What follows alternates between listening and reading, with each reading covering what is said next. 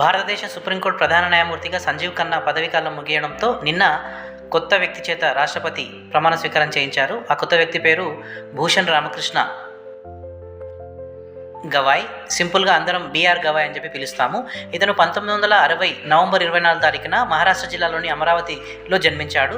1984 ప్రాంతంలో ఇతను న్యాయవాద వృత్తిని స్వీకరించాడు. అంచెలంచెలుగా ఎదిగి సుప్రీంకోర్టు ప్రధాన న్యాయమూర్తి వరకు చేరుకున్నాడు.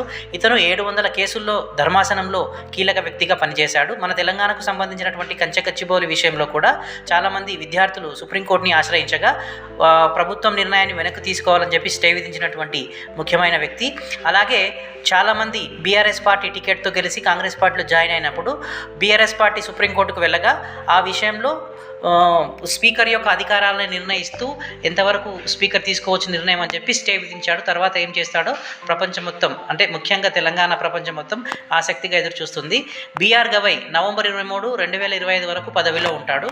ఈ పదవిని చేపట్టినటువంటి రెండవ దళిత వ్యక్తిగా, అంటే కేజీ బాలకృష్ణ తర్వాత ఎస్సీ కమ్యూనిటీ నుంచి సుప్రీంకోర్టు ప్రధాన న్యాయమూర్తిగా చేరుకున్నటువంటి రెండవ వ్యక్తిగా ఇతను రికార్డ్ని క్రియేట్ చేశారు.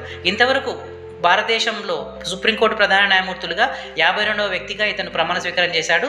అండ్ ఎస్సీ ఎస్టీ కమ్యూనిటీకి చెందినటువంటి 7వ వ్యక్తిగా, ఎస్సీ కమ్యూనిటీకి చెందినటువంటి 2వ వ్యక్తిగా ఇతను సుప్రీంకోర్టు ప్రధాన న్యాయమూర్తిగా సేవలు అందిస్తున్నాడు. ఇంతవరకు ఇతను 700 ధర్మాసనాల్లో సుప్రీంకోర్టులో, హైకోర్టులో వివిధ దశల్లో కీలక వ్యక్తిగా పనిచేసినాడు. రెగ్యులర్ కరెంట్ అఫైర్స్ కోసం మన ఛానల్ని సబ్స్క్రైబ్ చేసుకోండి. వీడియోని చాలామందికి షేర్ చేయండి. Thank you.